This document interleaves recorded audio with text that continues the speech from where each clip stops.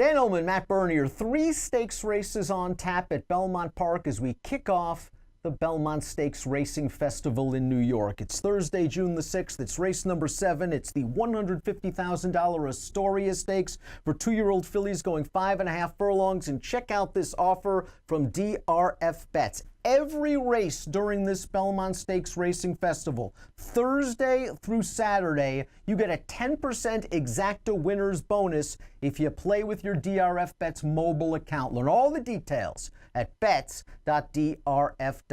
Here's the field for the $150,000 Astoria. Our colleague David Grenning is reporting that the 5 Dixie Mo likely to scratch out of this race to run in the race against the Colts later on this week. But that doesn't mean that Wesley Ward will not be represented. He'll certainly be represented by the number 9 Miss Headley, a daughter of a big beast who was a solid enough debut winner at Churchill Downs on May 1st, Matt. I thought she was very professional.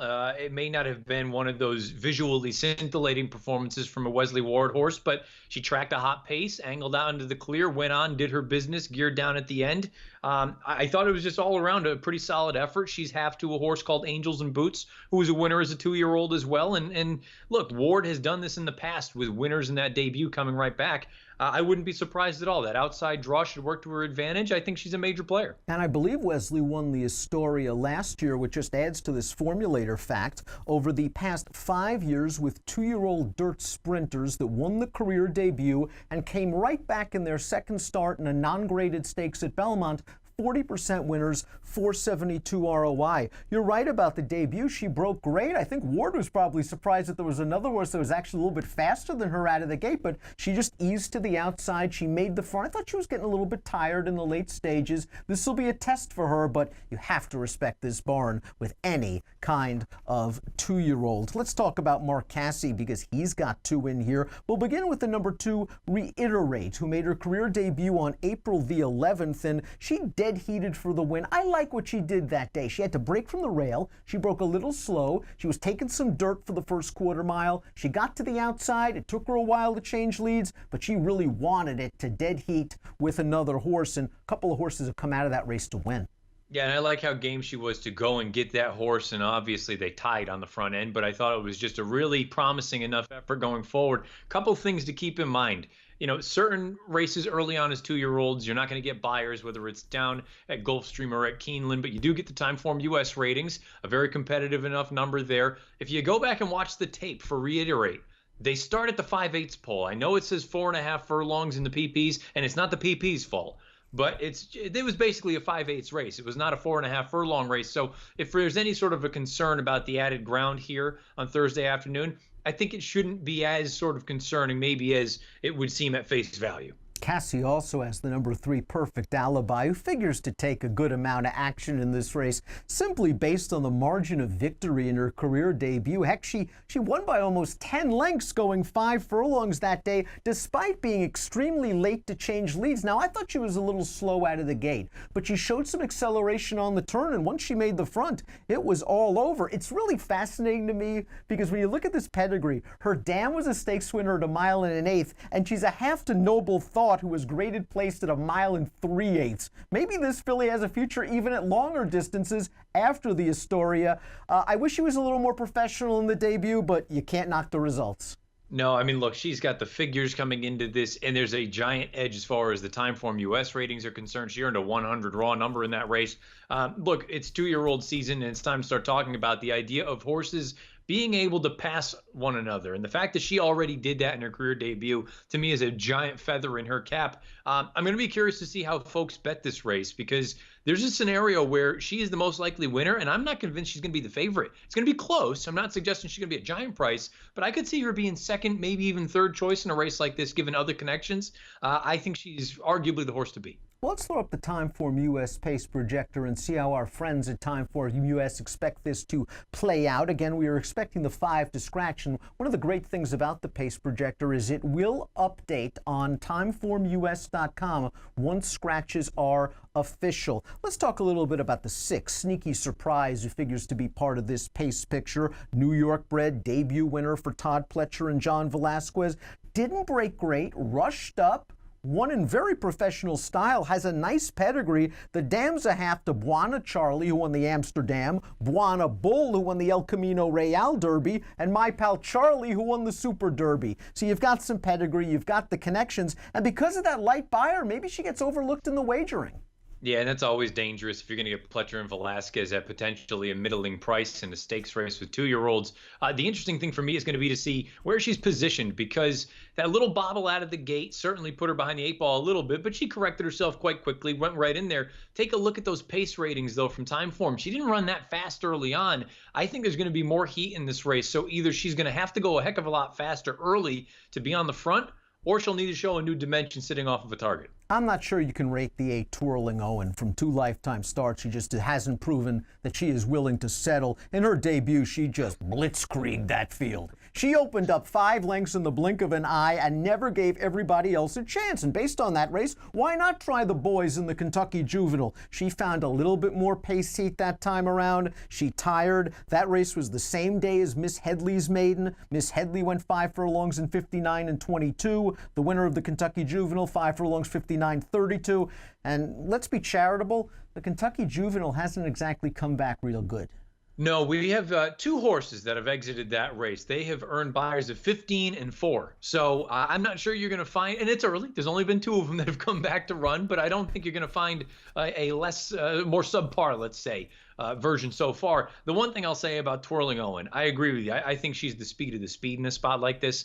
I think there is other speed in here, but speed of the speed is always a dangerous angle, particularly with the babies. If for some reason the other horses just can't run with her early on, look, maybe 5.5 furlongs won't be to her advantage or to her liking, but if there's a chance that she just clears off and they let her go, she could get brave. Let's talk a little bit about the Maryland bred, the number 7, Punk Rock Princess. She's a half to a stakes placed horse going 1 mile and a 16th. She won second time out for a barn that has great numbers with last out maiden winners. Check out this formulator fact for Punk Rock Princess. Past year on dirt, last out maiden winners, you're 3 for 6, you got a $22.76 ROI. This filly's going to be a price as well because, again, the buyers are a little bit light. She was no match for Twirling Owen when that one speed popped her in the debut. She was better second out, and the runner-up came back to win at Pimlico with a 58 buyer. And I suppose if you want to go back to that career debut and just say it was just an educational effort, she did show that she could pass some horses. Obviously, she couldn't get to Twirling Owen, who just popped that field. You take a look at the most recent run, showed that improved early foot, got up there, involved in the run early, and went on with it. You're right. She's the kind of horse on paper. She's slow. She needs to improve by leaps and bounds. But if she does, you're going to get paid. Marianne or Ginger is the age-old question for Gilligan's Island fans, and Jeremiah Engelhardt is one of the best, I think, with first-time starters. He's very, very underrated, and I think he's showing a lot of confidence in this filly in debuting her in a stakes race. Now, she's by Strong Mandate, who's 3 for 35 with 2-year-old debut runners. The dam was placed going longer on the dirt, but she's a half to a stakes place runner in Puerto Rico. The dam's a half or a full to 5 black type earners, including the Del Mar Futurity winner Ice Cold Beer at Reds. A couple of these workouts look really interesting to me, Matt. It looks like that May 24th work out of the gate went with an Engelhardt horse that earned a 67 buyer last weekend when finishing second at Monmouth. That last workout matches up with an older horse that has an 82 buyer on the resume. This filly was a $25,000 weanling, sold all the way up for $190,000 as a yearling. I think she can run a little bit, but talk about a tough spot, and boy, being down on the rail can't help. That, I got to be honest, that's the thing that really sort of sent me the opposite direction, because all the things you laid out, I agree 100% with. They all look very good. And I love that you brought up what I think most people need to really take most attention to when it comes to the workouts. Who are they working with, and what are those horses capable of? Forget about the time itself. Take a look and see who they're working with and what those horses are capable of accomplishing. But boy, that inside draw, first time starter, that's an absolute bear of a spot for her to be in. 5.5 first out of the gates. You've got other legitimately good runners in here, break into the outside. I don't know what the situation is going to be. They either need to be very aggressive early on to try to establish some position, and then maybe she pays the price late, or she's in behind everyone and she needs to prove that she can come overland. I just think it's a tough spot from the rail. Let's take a look at our top selections for the Astoria Stakes. You might be onto something, especially if there's some pace with the maiden, the number 4, Talk You Out of It for trainer Bruce Brown. I liked her in her debut at Keeneland when Nicole Russo and I were doing Keeneland Babies. Trainer Bob McCutcheon just does well with these long shot first-time starters at Keeneland. I wanted to give Talk You Out of It a chance, and heck, there was no Wesley Ward to beat her, and she still got beat. She ran second at 30-1. Who knew Mean Sophia would be cranked up? In her first start in New York for Brown, she came running at the end of that race. It doesn't look like it. She got beat 5 lengths. I thought she was running on late. I think this filly is a lot better than she looks on paper. There wasn't a lot of pace in that race at Belmont last time out. If not a win candidate, I would certainly use her in any kind of single race exotic at a giant price. Yeah, that would be my recommendation to anyone. If you're playing this race and you're playing any of the exotics, at the very least use her underneath, because I agree with you. I like the way that she changed leads professionally. She leveled off nicely, came on with that good bid at the end. You and I spoke about the fillies running that day. Those top 2 finishers, or 2 of the top 3 anyway, they're well thought of. People think quite highly of them, that they could end up being something going forward. I believe one was a Ward horse and one might have been a Pletcher in there. It's a situation where if the pace develops, I think she's going to come with a late bid.